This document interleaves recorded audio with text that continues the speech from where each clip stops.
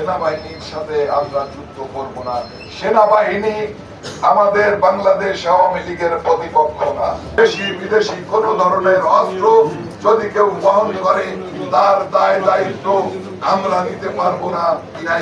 আমরা তো এখন স্পষ্ট অক্ষরে বারবার ওই রামদাও দিয়ে বা কোপা যেগুলো রোল দিয়ে আনার সসম্মানে ফিরিয়ে আনার আন্দোলন, সেই আন্দোলন এভাবে অন্যান্য বছর উদযাপন করেছি।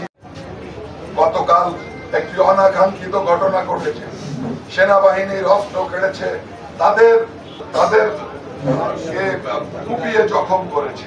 বন্ধুগণ, আমাদের এই এলাকার একটা বাচ্চা ছেলেও 12 বছরের বাচ্চা ছেলে আর তাদের গুলিতে আহত হয়েছে। বন্ধুগণ, একটা কথা মাথায় রাখতে হবে, প্রশাসন সেনাবাহিনীর সাথে আমরা যুদ্ধ করব না। সেনাবাহিনী আমাদের বাংলাদেশ আওয়ামী লীগের প্রতিপক্ষ না।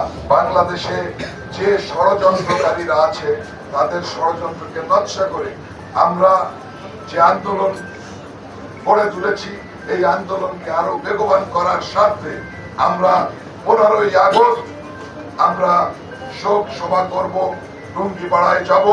সকলে আমাদের যে 13 তারিখের প্রোগ্রামটা ছিল, এই 13 তারিখের প্রোগ্রাম আমরা 13 তারিখের পরিবর্তে 15ই আগস্ট উদযাপনের পরে করব। এর মধ্যে আপনারা সকলকে জানিয়ে দেবেন যে একটাই কথা, যে আমরা শান্তিপূর্ণ ভাবে আন্দোলন করব।